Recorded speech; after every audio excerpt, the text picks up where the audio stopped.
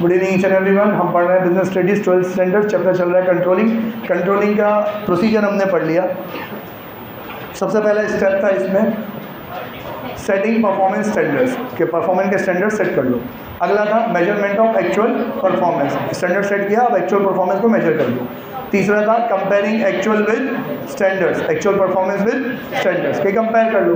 पहले सेट करो, उसके बाद मेजर करो, फिर उसके बाद क्या करो, कंपेयर करो। कंपेयर करोगे तो क्या आएगा, फर्का। हिंदी में फर्का, इंग्लिश में डिविएशन। डिविएशन का क्या करेंगे अपन, एनालिसिस। तो analysis of deviation, analysis of deviation के दो इंपॉर्टेंट कंसेप्ट जिसके ऊपर केस स्टडी आना बहुत ज़्यादा चांसेस है। कौन सा, क्रिटिकल पॉइंट कंट्रोल और management by exception, CPC, critical point control और मैनेजमेंट बाय एक्सेप्शन। अगर आपको जो रीज़न है वो पता पड़ जाए तो फिर क्या लो, टेकिंग करेक्टिव एक्शन। तो 5 चीज़ याद कर लो, इसके बाद और कुछ याद करना इतना ज़रूरी नहीं है। पहला, setting performance standards, measurement of actual performance, comparing actual performance with standards, analyzing of deviation and taking corrective action। हो गया 5। वापस से पहला सेटिंग परफॉर्मेंस स्टैंडर्ड, सेकंड जिसको याद नहीं है देख के बोलेंगे, second measurement of actual performance, third comparing actual performance with standards, fourth analysing deviation, फिर 5 टेकिंग करेक्टिव एक्शन। अब मैं नहीं बोलूँगा, आप ही बोलोगे। First setting performance standard, second कोई नहीं बोलेगा, आयुष तो अकेला बोल, second point. Third point, fourth point, fifth point. वापस से पहला वाला, सेकंड, थर्ड, फोर्थ, फिफ्थ। ठीक है, अब आयुष नहीं बोलेगा, अपन सब बोलेंगे। पहला setting performance standard, second measurement of actual performance, third comparison of actual performance with standards, fourth analysing of deviation है कि एनालाइजिंग डेविएशन, ठीक है तो ऑफ हटा देना खाना। Analysing deviation, 5 taking corrective action. Analysing deviation के दो एस्पेक्ट्स, एक critical point control, management by exception. Critical point control, management by exception. Controlling खत्म। अब मैं इसलिए पूछ रहा था कि हम बोर होते हैं। अब मैं ना जो कहानी सुना चुका हूँ, जो बात कह चुका हूँ, वो अगर इन चीज़ों में भी वापस हो रही है ना तो मैं नहीं बोलूँगा। अब मैं सिर्फ कंटेंट बेस्ड बात करेंगे। तो पहला है कंट्रोलिंग। अब यहाँ पे एक काम करो, यहाँ लिखो डेफिनेशन और लिखो 32154। क्या लिखोगे आप लोग?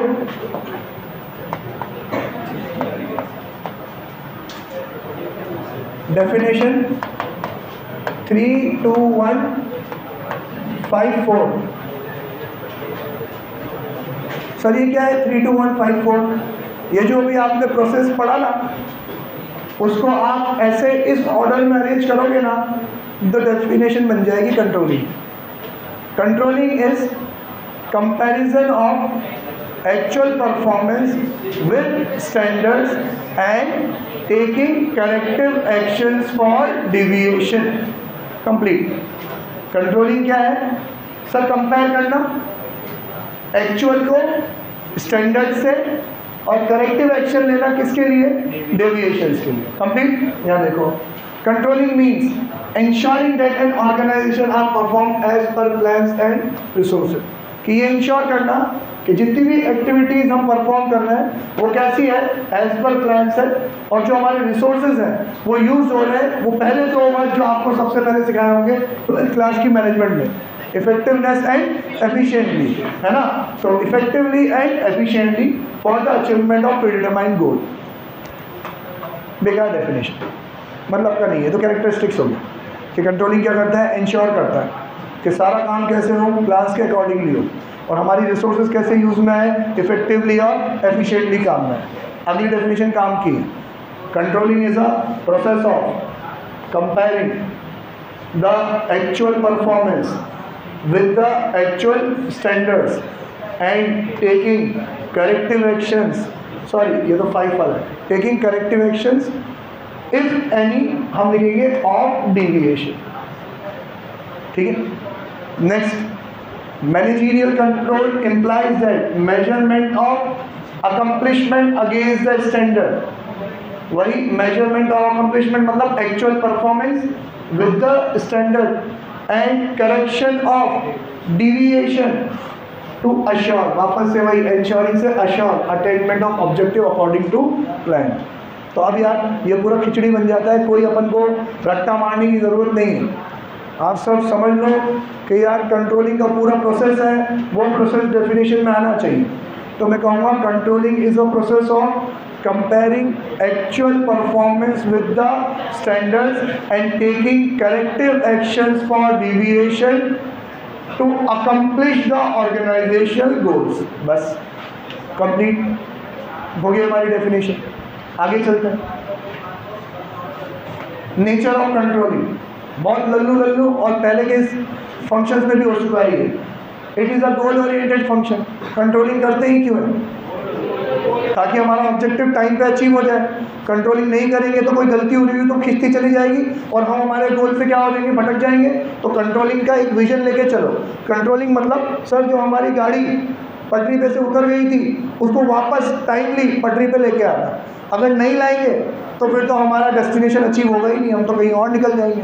तो है गोल oriented function. It measures the progress towards the organizational goal, finding out the deviation and thereby taking corrective action which helps in achieving organizational goal। मतलब वापस से साले ने सेम टू सेम क्या बोल दिया, पूरा प्रोसेस ही बोल दिया कि गोल ओरिएंटेड प्रोसेस है। तो क्या है सर, हम क्या करते हैं, वही एक्चुअल को परफॉर्म करते हैं, स्टैंडर्ड से कंपेयर करते हैं, डिविएशन का करेक्टिव एक्शन लेते हैं ताकि हमारा गोल क्या हो जाए, अचीव हो जाए। मीन्स फिर से इसमें क्या लिख दी, डेफिनेशन लिख। Next, it is a pervasive function present at all level. समझो ना यार, कंट्रोलिंग कहाँ होगी, जहाँ पे डायरेक्टिंग हो। अगर किसी ने भी किसी अगले पर्सन को डायरेक्शन इंस्ट्रक्शन दिया है तो कंट्रोल करना भी उसी की जिम्मेदारी है। आज मैंने आपको कोई काम दिया तो अब मैं वो चेक तो करूँगा ना कि आप टाइमली उसको सही तरह से कर रहे हो कि नहीं कर रहे हो। तो टॉप लेवल डायरेक्शन देगा किसको, मिडिल लेवल को। मिडिल लेवल डायरेक्शन देगा लोअर लेवल को और लोअर लेवल डायरेक्शन देगा किसको, वर्कर्स को। तो टॉप लेवल कंट्रोल करेगा मिडिल को, मिडिल कंट्रोल करेगा लोअर को, लोअर वाले कंट्रोल करेंगे किसको, वर्कर्स को। तो सर ये तो हर लेवल पे है। It is perform at all levels of organization and at all the organization whether business and non business. कि बिजनेस की ऑर्गेनाइजेशन हो कि नॉन बिजनेस ऑर्गेनाइजेशन, चैरिटेबल हो कि नॉन चैरिटेबल हो, हर जगह ही कंट्रोलिंग तो होगी ही होगी। ठीक है। Next, it is both forward looking as well as backward looking. ये एक पूरा टॉपिक आएगा, अभी थोड़ी देर में समझते हैं। Both forward looking as well as backward looking means, अभी एक सिंपल सेंस में समझा देता हूँ। हम यूँ समझते हैं कि मुझे एक प्रोजेक्ट पूरा करना है और मेरे पास उस प्रोजेक्ट को पूरा करने के लिए 1 महीना है। मैंने टारगेट दिया और मैंने उस टारगेट को 10-10 दिन में क्या करा, ब्रेक किया। तो जैसे ही 30 दिन में से 10 दिन निकले तो अब मैं क्या करूँगा, पिछले जो 10 दिनों में काम हो चुका है उसको मेजर करूँगा। तो इस एस्पेक्ट से कहा जाता है controlling is a backward looking. जो काम हो चुका है उसको मेजर करते हैं, उसमें कमियां ढूंढते हैं कि जो डिविएशन आया क्यों आया, तो एनालिसिस जो करते हैं वो पिछले काम का करते हैं, तो इट इज़ बैकवर्ड लुकिंग। लेकिन सर डिविएशन का रीज़न जानने के बाद हम क्या लेते हैं, करेक्टिव एक्शन लेते हैं। तो करेक्टिव एक्शन क्यों लेते हैं, ताकि यही डिविएशन आगे ना आए और हमारा ऑब्जेक्टिव क्या हो जाए, कंप्लीट हो जाए। तो हम ये किस नज़रिए से कर रहे हैं कि आगे प्रॉब्लम ना आए। तो controlling is both backward looking as well as forward looking. Clear? Okay. Next, controlling is a continuous function. Continuous function है तभी तो कंट्रोल वर्ड आ रहा है। कंट्रोल वर्ड नहीं आता अगर कंटिन्यूअस फंक्शन नहीं होता, एकदम एंड में होता तो पास और फेल वाला आता कि आप प्रोजेक्ट में पास हुए कि फेल हुए, क्योंकि तब पता पड़ता कि यार हमने अचीव किया कि नहीं किया। कंट्रोलिंग क्यों कहते हैं? क्योंकि टाइम टू टाइम हम मेजर करते रहते हैं, चेक करते रहते हैं कि हम राइट ऑन ट्रैक है कि नहीं है। तो रेगुलर इंटरवल्स में करते हैं तो it is a continuous function. It involves continuous review of actual performance and taking corrective action if any. Corrective action जहाँ भी आए उसके आगे ये दो वर्ड फ्री आते हैं कि करेक्टिव एक्शन तभी लेंगे जब ज़रूरत होगी, नहीं होगी तो नहीं लेंगे। क्लियर? 4 चीज़ बोली उसमें, 4 में से 2 तो सरकारी सब जगह ही आ जाता है। डायरेक्टिंग भी क्या है? परवेजिव। डायरेक्टिंग भी क्या है? कंटिन्यूस। तो ये भी क्या है? कंटिन्यूस और परवेजिव। एक नया सीखा सर, फॉरवर्ड लुकिंग और बैकवर्ड लुकिंग। और अगला क्या? गोल directed oriented. It is a goal oriented function. तो मेरे को तो एक ही याद रखना है, पहला वाला, it is a goal oriented function. बाकी तो 2 याद है मेरे को, कंटिन्यूस और परवेसिव। और एक ये जो बैकवर्ड और फॉरवर्ड वाला है, ये तो पूरा टॉपिक पढ़ने वाले हैं अभी अगले पेज पे अपन। ठीक है? तो कैरेक्टरिस्टिक्स में पहला ही याद रखना है, कौन सा? Goal oriented. 5 किसके स्टेप्स है? पहला स्टेप सेटिंग,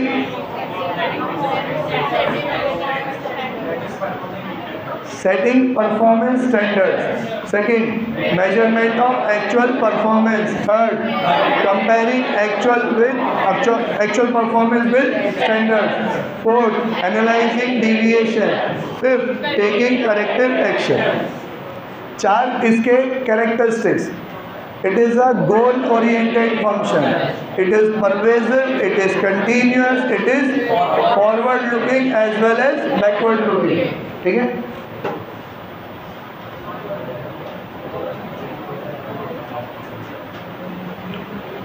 इम्पोर्टेंस, पहला इम्पोर्टेंस अकम्प्लिशिंग ऑर्गेनाइजेशनल गोल। ठीक है सर, क्यों इम्पोर्टेंट है?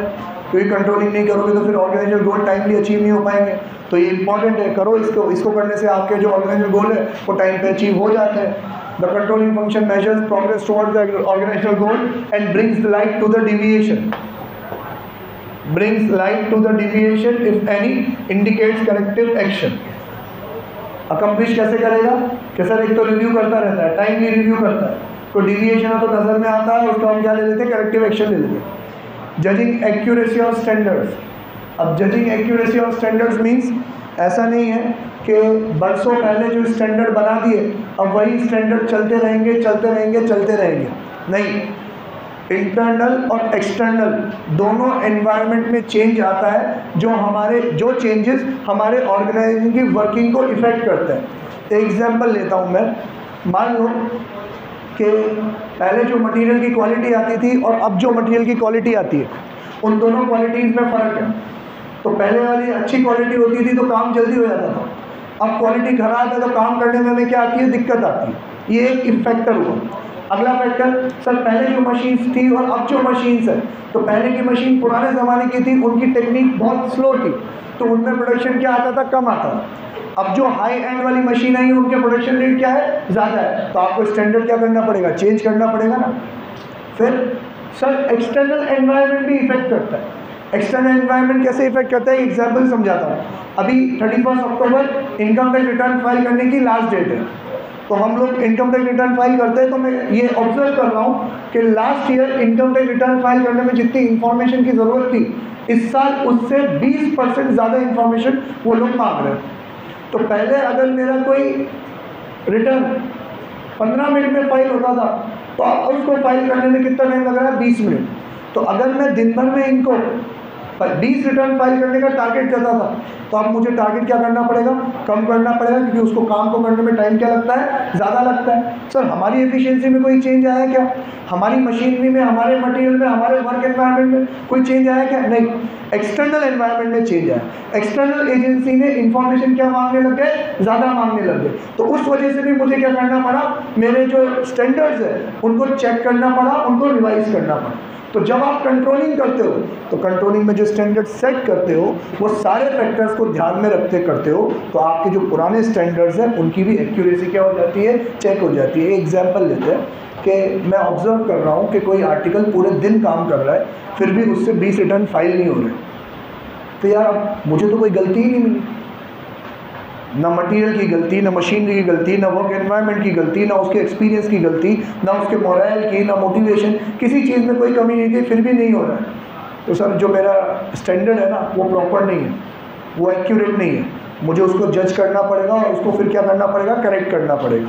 तो अब ये कहता है जजिंग एक्यूरेसी ऑफ स्टैंडर्ड, कि हमारे स्टैंडर्ड्स की एक्यूरेसी जज हो जाती है। N efficient control system keeps careful check of the changes taking place in organization and in the environment। कि जब हम प्रॉपरली कंट्रोल करते हैं तो हम नज़र रखते हैं हमारे ऑर्गेनाइजेशन में भी और एनवायरनमेंट में भी जो भी चेंजेस आ रहे हैं, and help to review and revise the standards in light of such changes. उन चेंजेस के अकॉर्डिंगली हम हमारे स्टैंडर्ड्स को क्या करते हैं, रिव्यू करते हैं। अगला, making efficient use of resources. जब हम ये चेक कर रहे हैं कि इतने मटेरियल में इतना माल बनना चाहिए और इस बात को हम मेजर करेंगे, कंपेयर करेंगे, तो फिर मटेरियल हमारा वेस्ट नहीं होएगा, और होगा तो हमारी नज़र में आ जाएगा, हम उसके लिए क्या ले लेंगे, करेक्टिव एक्शन ले लेंगे। By exercising control, managers seeks to reduce wastage and spoilage of resources, thus ensure that resources are used in the most effective and efficient way। कि मैनेजर ये ध्यान रखता है कि मेरा मटेरियल क्या ना हो, वेस्ट ना हो, तो वो बेस्ट यूज़ में लेता है उसको। Improving employees motivation. सर ये कैसे, कि यार अगर किसी को पता ही नहीं है कि उसको दिन भर में कितना काम करना है, तो आराम से मस्त मौला हौले हौले काम करता रहेगा। लेकिन अगर उसको उसका टारगेट पता है, आज एग्जाम्पल आप टेस्ट दे रहे हो और आपके पास घड़ी ही नहीं है, तो आप कितना आराम से, मज़ा आ रहा है लिखने में, जो क्वेश्चन आता है उसको भले ही 5 मार्क्स का, उसमें पेज भर भर के लिख रहे हैं 2-2 3-3 पेज। लेकिन जब घड़ी सामने आती है, अबे टाइम ही नहीं बचा, तो कितनी जल्दी जल्दी अपन लिखते हैं। तो ये चीज़ हमारी परफॉर्मेंस को इंक्रीज़ करती है, हमारे मोटिवेशन को इंक्रीज़ करती है, क्योंकि उसके पास ऑलरेडी उसका टारगेट सामने होता है और उसको वो टारगेट अचीव करने की लगी रहती है। A good control system ensures that employees know well in advance what they are expected to do। उनको पहले ही बता दिया जाता है कि उनको कितना काम करना है। Thus motivates them and helps them to give better performance। ठीक, next, ensuring order and discipline। अभी जैसे आप लोगों ने होता होगा कभी, जैसे सर ने आपको ड्यूरिंग द क्लास ही कोई एक क्वेश्चन करने के लिए दिया, ठीक है, वो ये क्वेश्चन आपको यहीं कंप्लीट करके जाना है, नहीं होगा तो जाने ही नहीं देंगे। तो आप सबको लगी पड़ी है कंप्लीट करना है, आप सब अपना अपना अपना अपना काम करते रहते हो, तो अपना अपना काम करते रहते हो तो क्या होता है, ऑर्डर और डिसिप्लिन मेंटेन रहता है। लेकिन अगर सर जाए और कोई क्वेश्चन ना देके जाए तो मतलब जंगल राज हो जाता है यहाँ पे। इससे ज़्यादा ऑर्डर डिसिप्लिन चिड़ियाघर और जंगल में रहता है जैसा यहाँ, मतलब ये पीछे बैठे वाले हमारे शोक भी है, जिशान, मनन, ये तो मेरे खास हैं। बाकी सब एक दूसरे से धक्का मुक्की करने लग जाते हैं, एक दूसरे को मारने लग जाते हैं। वो फलाना आया नहीं, उसको 2-4 आवाज़ें निकालना आती है, ये शोक तो ये चिल्ला चोर करने लग जाता है। तो गई तेल लेने, ऑर्डर एंड डिसिप्लिन। यही चीज़ ऑर्गेनाइजेशन में भी होती है। जब सबको अपना स्टैंडर्ड पहले से पता होता है और हर कोई अपने काम में लगा रहता है, तो ऑर्डर और डिसिप्लिन क्या रहता है, मेंटेन रहता है। और इसका दूसरा एस्पेक्ट, ऑर्डर एंड डिसिप्लिन का दूसरा एस्पेक्ट कि यार मैंने सबको जो स्टैंडर्ड दिए हैं, तो जब हम डायरेक्टिंग कर रहे थे, तो डायरेक्टिंग में हमने पढ़ा ना, डायरेक्टिंग इंटीग्रेट्स एम्प्लॉयज़ एफर्ट, कि मैं जो ऑर्डर दे रहा हूँ इस हिसाब से दे रहा हूँ कि सब अपना अपना काम करेंगे तो क्या हो जाएगा, ऑर्गेनाइजेशन ऑब्जेक्टिव अचीव हो जाएगा। तो अब भैया किसी एक का काम नहीं हुआ पूरा, तो अगले वाले का भी काम अटकेगा कि नहीं अटकेगा। वो रजिस्टर वाले को अगर इतने पेजेस गिन के रखने थे, तो वो पेजेस गिन के रखेगा तो ही तो अगला बंदा स्टेपल करेगा, स्टेपल करने के बाद तभी तो पेस्ट करेगा और उसके बाद ही तो कटिंग होगी। तो अगर आप कोई भी एक अपना काम पूरा नहीं कर पाता है, तो पूरा ऑर्डर और डिसिप्लिन क्या हो जाता है, फंबल हो जाता है। Controlling creates atmosphere of order and discipline in organization. It helps to minimize dishonest behavior on the part of the employee by keeping a close check on their activities. कि जो dishonest part होता है ना, जो मक्कारी करते हैं, वो नहीं हो पाता क्योंकि हम उन पर कड़ी नज़र रखे रहते हैं। Facilitating coordination in action. अभी ये जो हमने इंटीग्रेट एफर्ट्स वाला कहा, Each department and employee is governed by predetermined standard which is well coordinated with each other. सबको हमने स्टैंडर्ड कैसे बनाए हैं जो एक दूसरे से क्या है, कोऑर्डिनेटेड है. This ensures overall organization objective and are accomplish. और कंट्रोलिंग इंश्योर करता है हर कोई अपना स्टैंडर्ड मेट करे और हमारा ऑर्गेनाइजेशन ऑब्जेक्टिव क्या हो जाए, अचीव हो जाए. कितने निकले भाई, 6 निकले. टाइम कम पड़ जाएगा, याद कल करेंगे अपन. आज अगला टॉपिक पढ़ लेते हैं क्योंकि शायद ये लास्ट ही है. अब देखो ये बोल रहा है relationship between planning and controlling. मैं आपको कोड समझा देता हूँ, फिर रीडिंग लगानी रह जाएगी. लास्ट में ये लाइन ये बोलेगा planning and controlling both are forward looking as well as backward looking. दोनों के दोनों, कंट्रोलिंग भी और प्लानिंग भी. कंट्रोलिंग में तो मैंने आपको बता दिया कि कैसे फॉरवर्ड और बैकवर्ड है. बैकवर्ड क्यों, क्योंकि जो काम हो चुका है उसको अपन क्या कर रहे हैं, मेजर कर रहे हैं. उसके में जो डिविएशन है उसको एनालाइज कर रहे हैं. और करेक्टिव एक्शन किसके लिए ले रहे हैं, फ्यूचर के लिए. तो बैकवर्ड लुकिंग और फॉरवर्ड लुकिंग. प्लानिंग क्या करते हैं, प्लानिंग किसके लिए करते हैं, पास्ट के लिए कि फ्यूचर के लिए, फ्यूचर के लिए. तो सर फिर प्लानिंग तो फॉरवर्ड लुकिंग होना चाहिए, लेकिन प्लानिंग भी बैकवर्ड लुकिंग है. क्यों, कोई नया बंदा प्लानिंग कर सकता है क्या? प्लानिंग कौन करेगा, जिसके पास एक्सपीरियंस होगा. और एक्सपीरियंस किससे आता है, पास्ट एक्टिविटीज से. तो जो पास्ट में ये सारे काम कर चुका है उसके पास पास्ट का एक्सपीरियंस है, तो वो अपने एक्सपीरियंस के बेसिस पे अजम्पशंस को फोरकास्ट करता है. वो पहले पिछले ट्रेंड्स देखता है और उन ट्रेंड्स के बेसिस पे वो आगे आने वाले अजम्पशंस फोरकास्ट करता है और उसके बेसिस पे क्या करता है, प्लानिंग करता है. तो प्लानिंग भी sir backward looking as well as forward looking. Planning आप पास्ट के एक्सपीरियंस के बेस पे फॉरवर्ड के लिए करते हो. ठीक, ओके. अब अगर प्लानिंग ना हो तो कंट्रोलिंग कर सकते हैं क्या अपन? अगर आपके पास प्लान ही नहीं होगा, ऑब्जेक्टिव ही नहीं होगा, गोल ही नहीं होगा, तो कंट्रोलिंग के लिए स्टैंडर्ड्स कहाँ से लाओगे आप? तो कंट्रोलिंग के लिए जो स्टैंडर्ड्स है वो कौन प्रोवाइड करता है, प्लानिंग. तो बिना प्लानिंग हम कंट्रोलिंग कर नहीं सकते. और अगर कंट्रोलिंग ना करें तो आपका प्लान करना सक्सेसफुल हो सकता है क्या? नहीं. मान लो हम पढ़ाई के लिए रोज़ ही प्लान बनाते हैं कि आज से पढ़ना चालू करेंगे, आज से पढ़ना चालू पढ़ेंगे, आज से पढ़ना चालू करेंगे. एग्जाम तक आ जाते हैं हम चालू ही नहीं कर पाते. तो प्लानिंग तो खूब करते हैं हम, लेकिन एक्शन में तो ला ही नहीं पाते. अब चलो ऑर्गेनाइजेशन में ऐसा नहीं होता, वहाँ तो लोग काम करने ही आ रहे हैं. तो प्लानिंग तो कर ली, वो लोग काम भी कर रहे हैं, पर कंट्रोलिंग नहीं हो रही. कंट्रोलिंग नहीं होगी तो जो डेविएशन है वही पटरी पे से आप उतरे, कंट्रोलिंग हुई नहीं तो आप कहाँ के कहाँ किसी और डायरेक्शन में चले जाओगे. तो आपका प्लान करना सक्सेसफुल हुआ क्या? नहीं. तो ये कहते हैं planning is meaningless, useless activity without controlling. Planning करना ही बेकार है अगर आप क्या नहीं करोगे, कंट्रोलिंग नहीं करोगे. प्लानिंग करना बेकार है अगर क्या नहीं करोगे, और कंट्रोलिंग तो हो ही नहीं सकती अगर आपके पास क्या ना हो, प्लानिंग ना हो. ठीक है, तो बनता है. Plannings are prepared for future and are based on forecast about future condition. Therefore, planning involves looking ahead. It is called forward-looking function. क्यों? क्योंकि किसके लिए forecast future का, planning किसके लिए, future के लिए, तो forward-looking. However, planning is looking best also because it is guided by past experience. क्योंकि प्लान वही कर पाएगा जिसके पास पास्ट का एक्सपीरियंस होगा. तो इसके लिए planning is a looking back. Conclusion, planning and controlling both backward looking as well as forward looking. Controlling, on a contrary, controlling is like a postmortem of past activities to find out the deviation from the standards. In that sense, controlling is a backward looking function. देखो ये जमा के notes लिखे हुए हैं, वो कह रहा है कि यार अगर मैं सेंटर में खड़ा हूँ तो प्लानिंग किसके लिए है, फ्यूचर के लिए. प्लानिंग हो गया, काम हो गया, फिर कंट्रोलिंग. तो कंट्रोलिंग किसके लिए है, पास्ट के लिए कि जो काम हो गया उसके लिए. तो planning is forward looking, controlling is backward looking. लेकिन फिर बता, अरे प्लानिंग होगी कैसे, पास्ट के एक्सपीरियंस पे. और कंट्रोलिंग कर ही क्यों रहे हैं, आगे फ्यूचर के लिए. तो controlling is backward, planning is backward looking, controlling is forward looking.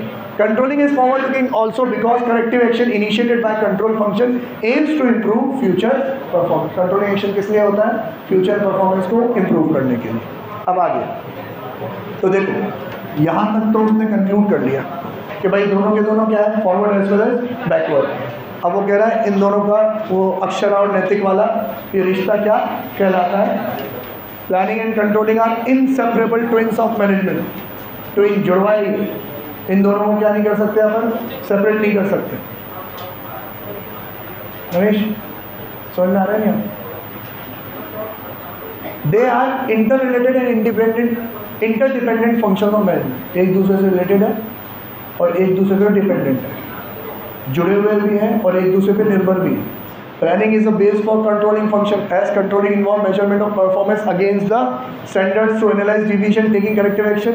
दस controlling is impossible without planning. इसको आप हाईलाइटर हो तो हाईलाइट करना। Controlling is impossible without controlling. जब भी ये कंट्रोलिंग की बात करता है ना, एक देखना इसका एक पैटर्न है। जैसे ही कंट्रोलिंग की बात करेगा, कंट्रोलिंग का पूरा प्रोसेस लिखेगा। Involves measurement against the standard deviation corrective action. ठीक है, इज इम्पॉसिबल विदाउट प्लानिंग। दो चीज़ आप याद रखो, planning is a base for controlling function and controlling is impossible without planning. Planning क्या है? कंट्रोलिंग का बेस है ना, स्टैंडर्ड तो वहीं से आया ना। Planning without controlling is meaningless. इसको डब्बे में मार्क करो। Controlling is impossible without planning and planning without controlling is meaningless. अब है ना, एक पूरी केस स्टडी देने के बाद एक लाइन लिख दी जाती है, planning is meaningless without controlling, do you agree? तो पूरा पैराग्राफ छापना पड़ेगा। Controlling is impossible without planning, do you agree? ये वाला पूरा पैराग्राफ छापना पड़ेगा। Now because in the absence of controlling it is impossible to monitor the progress and keep check on the proper implementation of plans.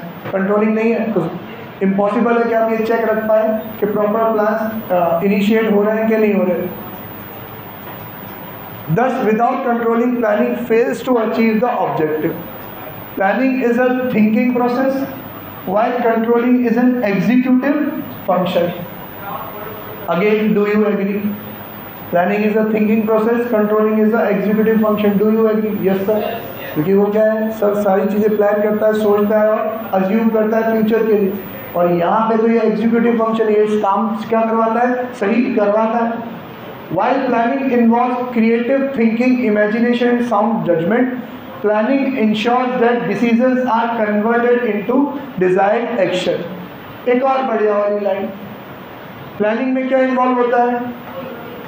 Creative thinking, imagination and sound judgement, समझदारी वाला judgement. Controlling क्या ensure करता है कि जो decisions हमने लिए वो कन्वर्ट करो किसमें? डिजायर्ड एक्शंस में। Thus planning is prescriptive where controlling is evaluative. Do you agree?